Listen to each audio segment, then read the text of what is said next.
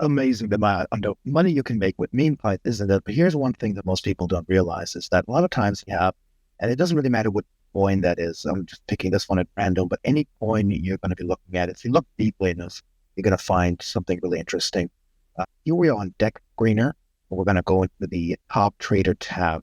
Now, the first thing that's really prominent is the amount bought and the amount sold. And some of these are really, really impressive. But if we look really close at that, a lot of times they're selling more than what they actually bought. Here's one example. Go to the top, actually, there's some really interesting ones. Right here, this person, this wallet got 17.6 million of this token, and yet they were able to sell 3.4 million of this token. If you only looked at the dollar amount, looked impressive. They spent 5,914, sold $19,000 for a profit of 13,200. Looked great. Again, though, if you look closer, this is based on he bought $5,914. He bought 17.6 million tokens with that, and then he sold 53 million tokens. How can you sell something that you don't have? The answer is that this is an insider wallet. This could be the developer. It could be a friend of his, a group. It could be lot the reason.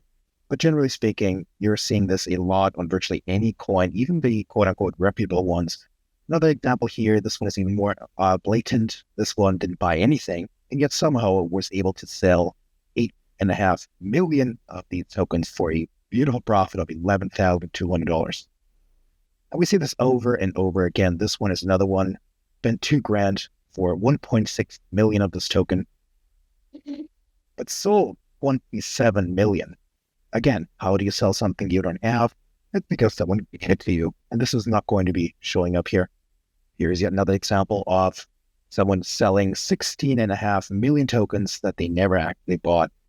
One sold 4.5 million tokens they never actually bought.